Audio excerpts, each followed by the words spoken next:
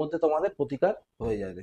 সিংহ রাশির কেমন যাবে 2026 এবার জেনে নিই। যদিও এই বছরটা রবির বছর, তা সত্ত্বেও সিংহ রাশির কিন্তু এই বছরটা মধ্যম শুভ অর্থাৎ শুভাশুভ যাবে।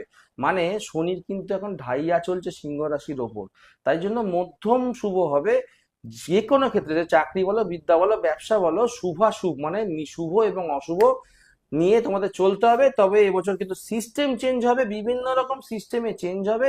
তাই তোমরা কঠোর পরিশ্রম করো এবং মধ্যম মধ্য মানে শুভাশুভের মাধ্যম দিয়ে তোমাদের চলছে, যেহেতু ঢাইয়া চলছে, খুব বেশি রেজাল্ট তোমরা আশা করো না এই বছর। তবে খারাপও হবে না। যারা তোমরা পরিশ্রম করছো তাদের তোমাদের ভালো হবে। এবং যারা রবির প্রতিকার করতে চাইছো, তারা এরকম ধরনের একটা ব্রেসলেট পরতে পারো।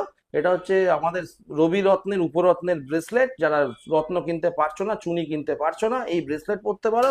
অথবা এই ধরনের চুনি, ধরো 300 টাকা 500 টাকার অতীতে এরকম চুনি পাওয়া যায়, চুনি তোমরা পরতে পারো খুবই কম খরচে।